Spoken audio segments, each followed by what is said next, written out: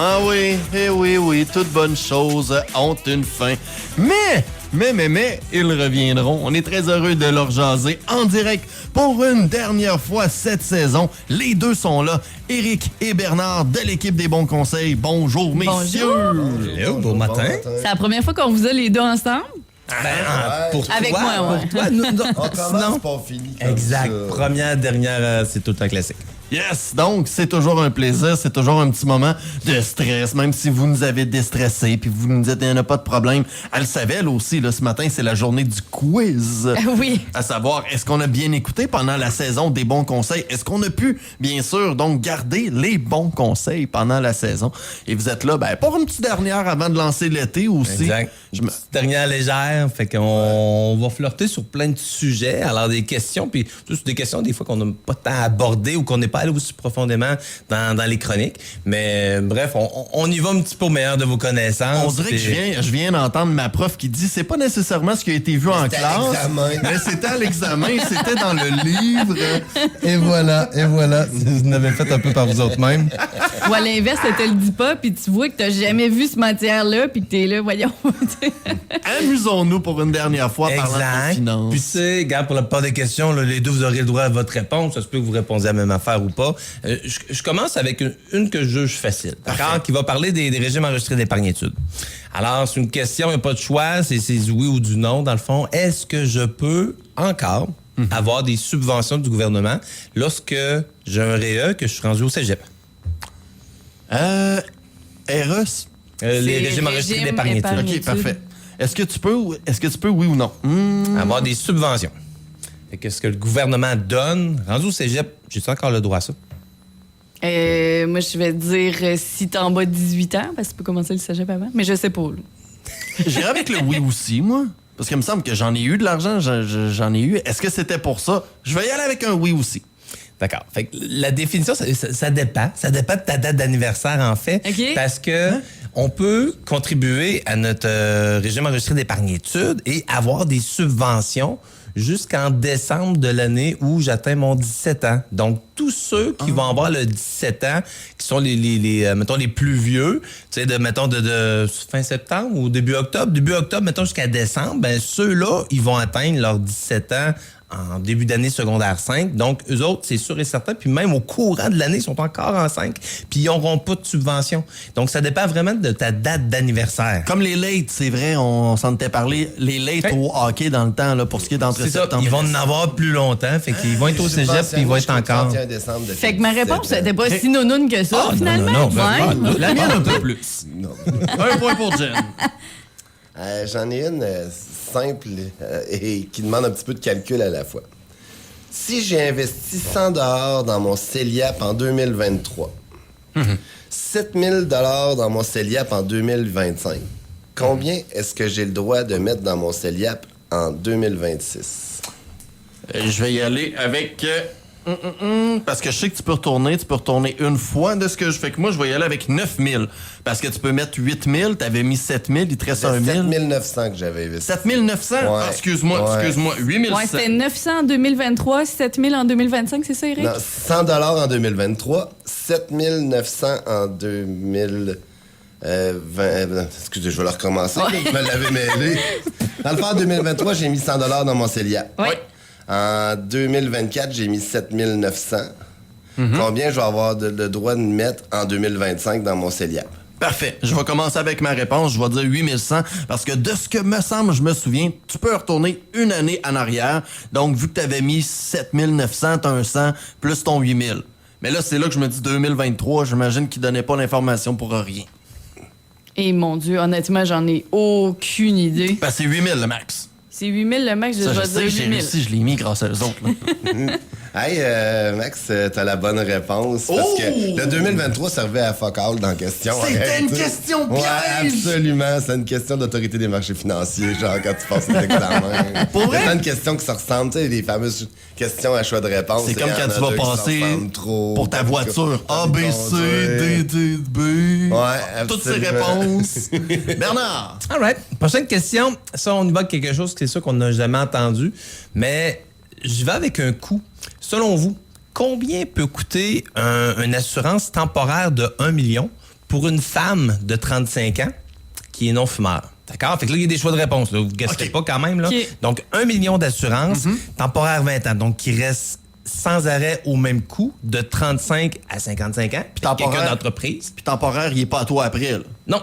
Exact. Fait que Mais normalement, c'est moins qui cher. coûte que 20 ans. 20 ans. Donc, Pendant 20 ça fait que ans, ça c'est va un de million, c'est 1 à 4. Donc, j'ai 39 par mois, 69 par mois, 110 ou 170. Je vais y aller avec 39, moi.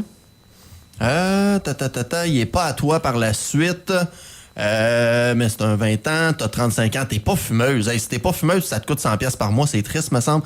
Je vais y aller avec le B, moi. Le Avec le 60. 69? Ouais, sur le 69, pour pas me coller exactement, mais je me dis que 100$, ce serait quelque chose.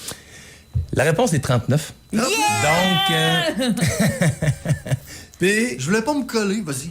c'est ça, ça reste 1 million d'assurance. Des fois, tu dis, hey, je peux pas croire que ça monte à 100$, mais tu sais, quand on va tomber dans du permanent, du plus long terme, ou dès qu'on a un problème de santé, qu'on doit aller avec des assurances, dans le fond, qui posent un peu moins de questions, c'est très facile d'atteindre le 100$. Puis, tu sais, Mais dans rendu la là, situation on qu'on- s'entend, tu sais, 1 million, ça peut être un petit business, ça peut être même des couvertures pour une famille, si tu as de l'actif, une petite affaire, ça va quand même vite. Mais de croire que, hey, Colin, ça doit être.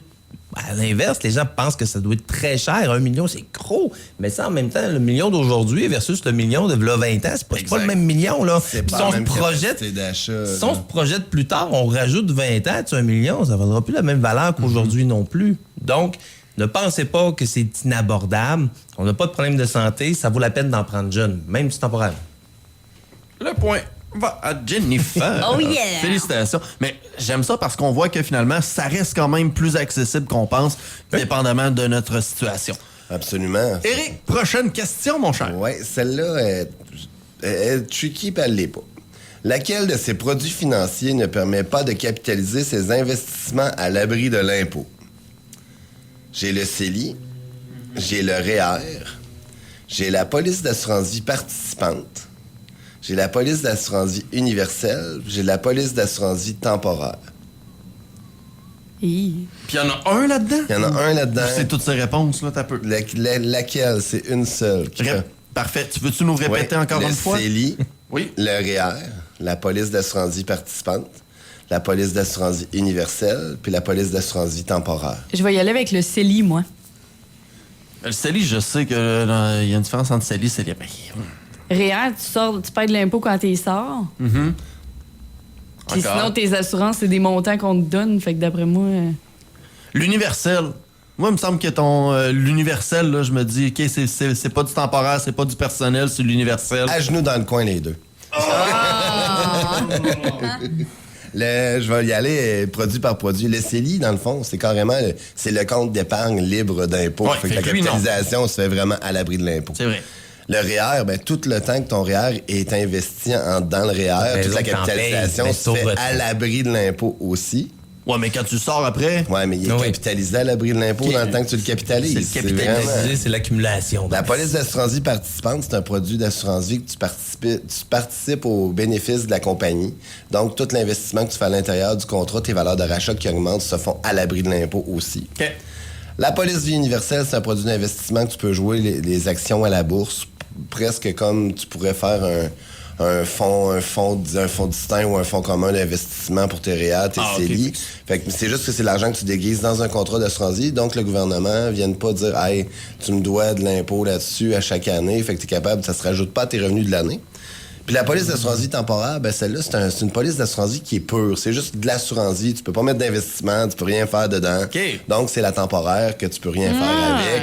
Mais elle te couvre quand même, comme Bernard a dit tantôt, pour, mettons, 1 million à 39 piastres. Pourquoi on s'en passerait? Ça en prend, mais c'est pas un investissement nécessairement.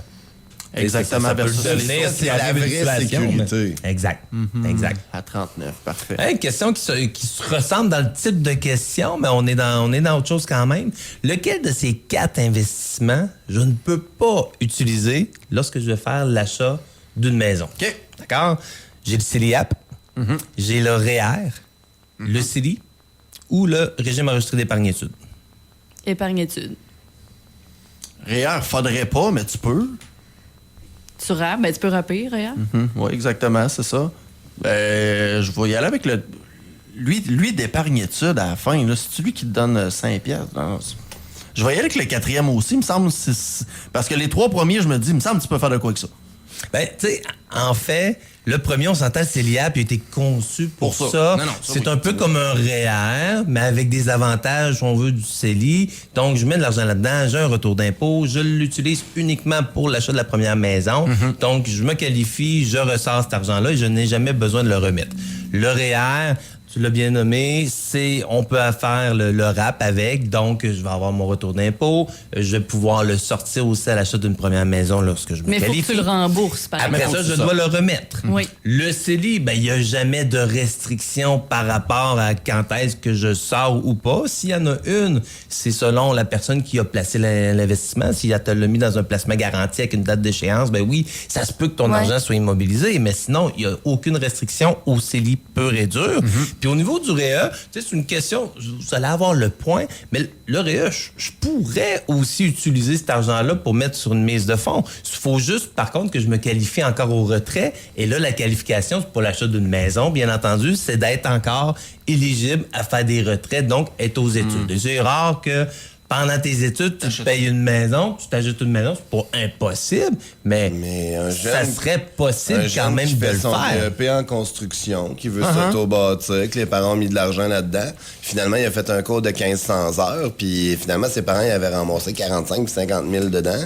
Ça peut très bien servir à acheter Il y a un une écart maison. d'âge, il y a un écart d'âge, puis que, tu sais, l'autre personne, ça fait un bout de temps qu'il est sur le marché du travail, ne serait-ce que, on met à l'inverse, que là, c'est pas l'étudiant, c'est pas lui qui est en construction, mais ton chum, il est en construction, ta blonde est en construction. Ça fait déjà 4 ans qu'il travaille dans le Nord, qu'il gagne dans 6 chiffres. Ça se peut très bien que même s'il est tout seul encore, puis qu'il n'a pas de revenus, qu'il se qualifie quand même pour acheter une maison. Donc oui, les sorties, l'argent de régime épargne-études pourrait faire en sorte que je vais sortir plus vite, puis je vais aider à contribuer. Fait que, Fait que les 4, on pouvait, finalement. c'est ça, la bonne réponse. Mettons, lui qui est vraiment moins fait pour ça, c'est le REA. On s'entend, là, parce que s'il reste de l'argent là-dedans, mais que je me qualifie plus à la sortie, tu sais, quand même que je m'achète une maison, je vais les perdre mes subventions si je me qualifie plus pour faire des sorties. Fait que c'est elle qui est un petit peu plus méconnue, mais qui pourrait aussi être utilisée pour... Oui, totalement. Est-ce que c'est la dernière question? Est-ce que... Oui, Est-ce qu'on est pas mal sur la fin? Est-ce qu'on a le temps combien de temps? On aurait le temps pour une question. J'en ai une très, très, très top ce matin. Quel est le site web à aller voir si on a besoin d'informations sur nos finances et faire une analyse de nos besoins financiers et rencontrer des conseillers dans ce domaine? Celui des bons conseils! Qui est le... Desbonsconseils.com. Absolument. T'as triché. J'allais très tough là-dessus. Rulant niaiseux de dire .ca. Moi, je trouve ça tannant, les .ca. Je veux dire aussi, nos bureaux vont être ouverts cet été. C'est sûr qu'on va être, pour l'été, on va être un petit peu moins là. Ben, tout le monde a le droit de vacances puis tout. On va être à staff réduit, mais il va toujours avoir quelqu'un au bureau, de jamais se gêner. Il y a toujours quelqu'un de compétent qui va être capable de répondre pendant l'été, là, de pas se gêner. Là. Le bureau est ouvert l'été aussi, même si c'est les vacances. Des fois, c'est là qu'on a le plus de temps pour réfléchir à ça. Ben, gênez-vous pas, appelez au bureau. Exact. Appelez avant, parce que justement, vu qu'on va être à staff réduit, ben oui, il y a des parties, des journées que la porte peut être barrée, mais ça veut pas dire que les bureaux sont fermés nécessairement. Parfait. Donc, c'est sûr, rendez-vous. Donc, appelez pour être certain qu'il y ait quelqu'un au bureau pour vous. Bon, on va toujours être là quand même pour vous donner le bon conseil puis se mettre le nez dans vos finances. Absolument. Pour vous aider. D'ici là, essayez de vous amuser un peu, de décrocher. Oui. Dans le soleil. On être capable quand même. Et messieurs, ce sera un plaisir de vous recevoir à l'automne, encore une fois, pour les meilleures stratégies financières. Pour après ça, c'est le fun toujours parce que l'automne, qui dit l'automne, l'école s'en vient.